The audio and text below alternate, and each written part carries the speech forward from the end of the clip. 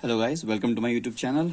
जिस टॉपिक के बारे में आज हम बात करने जा रहे हैं, टॉपिक बहुत इंपॉर्टेंट है। इसका नाम है डायबिटीज़ मेलाइटस। शुरू करने से पहले मैं आपको एक दो चीज़ें बता देता हूँ। देखिए, डायबिटीज़ मेलाइटस को या डायबिटीज़ को शुगर की बीमारी बोलकर आम जनता ख़त्म कर देती है इस चीज़ को। पर मुझे डायबिटीज़ मेलाइटस नहीं है और मैं ये बिल्कुल दिल से उम्मीद रखता हूँ कि आपको भी नहीं होगी। पर आपके और मेरे दोनों के शरीर में कुछ अमाउंट में शुगर तो प्रेजेंट होगी ही। इसीलिए अगर आप मेडिकल स्टूडेंट है तो आपका शुगर का बीमारी बोलने या शुगर बोलना उतना अप्रोप्रिएट नहीं है। आप बोलिए या तो डायबिटीज का प्रॉब्लम है या तो डायबिटीज मेलाइटस है।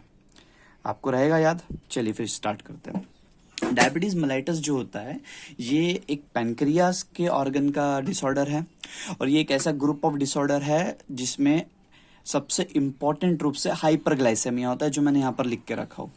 अब हाइपरग्लाइसेमिया का मतलब क्या होता है? हाइपरग्लाइसेमिया का मतलब होता है आपकी बॉडी का शुगर लेवल जो है ब्लड में वो काफ़ी ज़्यादा अमाउंट में बढ़ चुका है। हाइपर का मतलब होता है बहुत ज़्यादा, ग्लाइसे का मतलब होता है यहाँ पे शुगर या ग्लूकोज, और मिया का मतलब होता है ब्लड रिलेटेड। ठीक है, आपको रहेगा ध्यान में। चलिए देखते हैं अभी कॉजेस। कॉजेस में आपकी सबसे पहली चीज़ जो मैं बताऊंगा वो रहेगा फैमिली हिस्ट्री।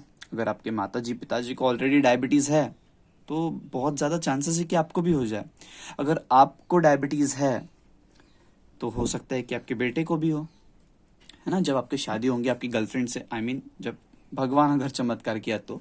ठीक है, अब जोक्स अपार्ट मैं आपको बताऊंगा। सबसे पहला कॉज इसमें बैठता है शुगर सिरप। जो सिरप होता है जो हम पीते हैं, कुछ सिरप पीने में मीठे होते हैं। वो मीठे इसलिए होते हैं क्योंकि उनमें वो शुगर डालते हैं। अब ये शुगर अगर आप एक्सेसिव अमाउंट में इस्तेमाल करते हैं इस चीज़ का तो आपको डायबिटीज़ हो सकता है।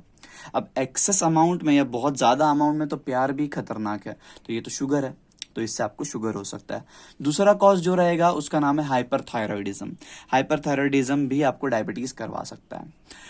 शुरुआत में मैंने आपको बताया था डायबिटीज मेलाइटस जो है, ये जो डिसऑर्डर है, जिस ऑर्गन का डिसऑर्डर है उसका नाम है पैनक्रियाज। अब पैनक्रियाज का डिसऑर्डर है, इसलिए अगर यहाँ पर मैं दो चीज़ों को इन्वॉल्व करना चाहूँगा। पहला चीज़ है पैनक्रियाटाइटिस या इन्फ्लामेशन ऑफ पैनक्रियाज, और दूसरा है पैनक्रियाटिक कैंसर यानी पैनक्रियाज का कैंसर। रहेगा ध्यान में। लास्ट जो मैंने इसमें इन्वॉल्व किया वो कॉज में वो है स्टेरॉइड्स। देखिए, अब स्टेरॉइड्स का इस्तेमाल जब हम कोविड की ड्यूटी कर रहे थे या कोरोना की ड्यूटी कर रहे थे, कोरोना आपको पता ही होगा, चाइनीज़ लोगों की जो बुरी हरकत है वो पता ही होगी आपको। ठीक है, तो जब ये कोरोना जब हमारे पास आया तब हमने एक और तरीके की चीज़ को इस्तेमाल किया, उनका नाम था स्टेरॉइड्स। और जब हमने स्टेरॉइड्स किसी भी पेशेंट को, जनरली मैं कोविड के पेशेंट के बारे में बात नहीं कर रहा हूँ, हम किसी भी पेशेंट को दे रहे थे, तो हमने ये ऑब्जर्व किया कि उनका जो शुगर है उनके बॉडी का वो इंक्रीज होकर आ रहा है। शुगर कैसा आ रहा है? शुगर इंक्रीज होकर आ रहा है। तो स्टेरॉइड भी एक कॉज रह सकता है। अगर आपका कोई पेशेंट या आपके कोई रिलेटिव अगर स्टेरॉइड पे है तो आपके डॉक्टर्स या आपके नर्सेस बोलेंगे कि इनका frequently blood sugar level check करते रहिए, ये आपको सुझाया जाएगा। ठीक है, अब दूसरी चीज जो इंपॉर्टेंट है वो आते हैं टाइप्स। किस चीज के? डायबिटीज मेलाइटिस के, ऑफ कोर्स। तो टाइप्स में एक्चुअली 5 टाइप्स है, देयर आर 5 टाइप्स। अब इन 5 टाइप्स में से अगर आप एमबीबीएस वगैरह कुछ कर रहे हैं तो पांचों आप ध्यान में रखेंगे तो बहुत अच्छी बात है। पर अगर आप नर्सिंग वगैरह कर रहे हैं तो ये पहला और दूसरा टाइप आपको रखना ही रखना है ध्यान में। और ये पहले और दूसरे टाइप्स में से एम्स के लिए भी क्वेश्चंस आते हैं, इन्हीं में से आते हैं, फर्स्ट और सेकंड में से। थर्ड फोर्थ फिफ्थ में तो अभी तक मैंने देखा नहीं हूँ कि क्वेश्चन आया है, पर फर्स्ट और सेकंड में से आते हैं। पहला है इंसुलिन डिपेंडेंट डायबिटीज मेलाइटस, दूसरा है non insulin dependent diabetes mellitus, तीसरे का नाम है टाइप 3, और चौथे का नाम है एमओडीवाई, लास्ट वाले का नाम है एलएडीवाई। फुल फॉर्म यहाँ पर लिखे हुए, वहां पर आपको जाने की जरूरत नहीं है, मैं भी नहीं बताऊंगा। आपको अगर लिखना है आप स्क्रीनशॉट ले सकते हैं या फिर अपने नोट्स बना के उसमें लिख सकते हैं। टाइप 1 और टाइप 2 पे आते हैं। टाइप 1 जो होता है डायबिटीज, इसमें आपको इंसुलिन देना पड़ता है। अब इंसुलिन क्या होता है अगर आपको पता है तो बहुत अच्छी बात है, नहीं पता है तो मैं आपको आगे बताऊंगा। इंसुलिन डिपेंडेंट डायबिटीज मेलाइटिस मतलब इसमें आपको पेशेंट को इंसुलिन देना पड़ेगा।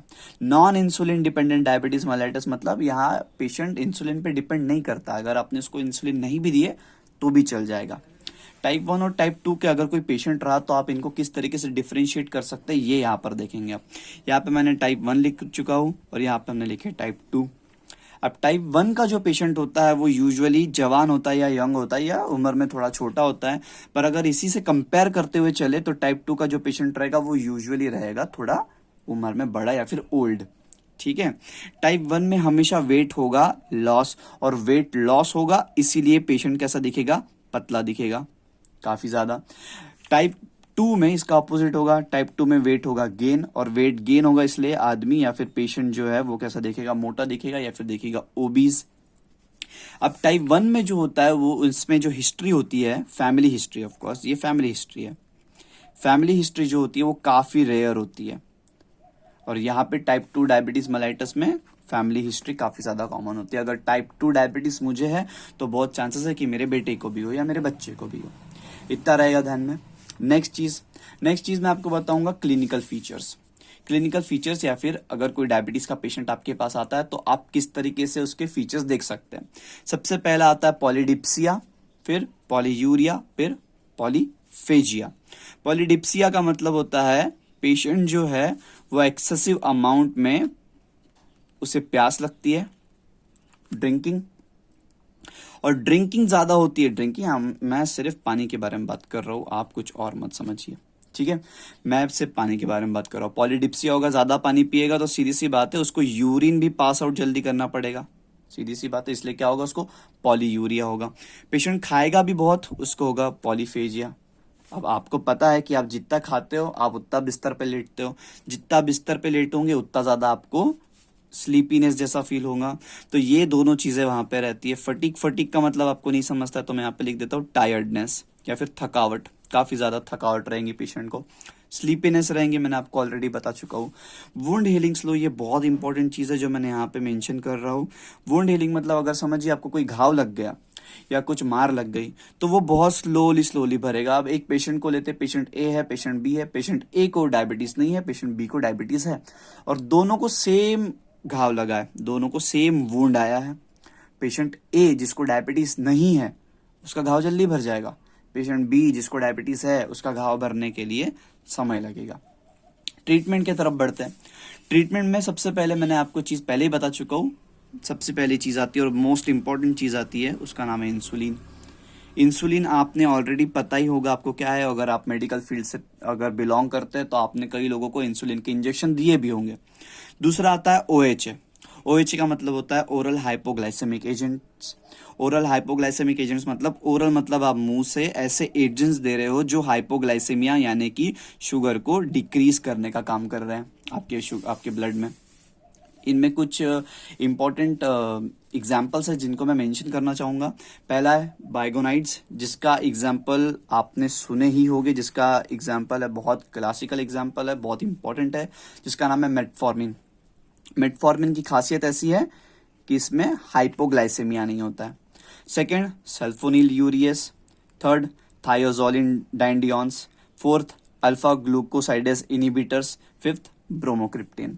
अब नर्सिंग इंटरवेंशन जो नर्सिंग स्टूडेंट्स के लिए या फिर नर्सेस के लिए सबसे ज्यादा इंपॉर्टेंट है वो ऐसा है कि नर्सिंग इंटरवेंशन में सबसे पहले आपको करना पड़ेगा सेल्फ ग्लूकोज मॉनिटरिंग। मतलब आपको पेशेंट को बोलना पड़ेगा कि आप अपना खुद का ग्लूकोज का मॉनिटरिंग करते रहिए, है ना, सीधी सी बात है, आपको पता है कि ग्लूकोज स्ट्रिप वगैरह आती है, आपको बताने की जरूरत नहीं होनी चाहिए।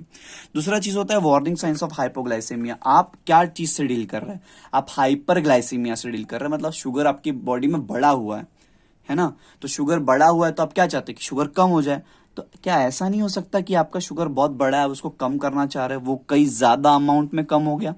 बिल्कुल, तो ऐसा हो सकता है कि शुगर बढ़ा हुआ है और आपने इसको कम करके नॉर्मल लाना चाहा, पर ये नॉर्मल लाने की जगह कम हो गया, और कम हो जाएगा तो प्रॉब्लम होगी।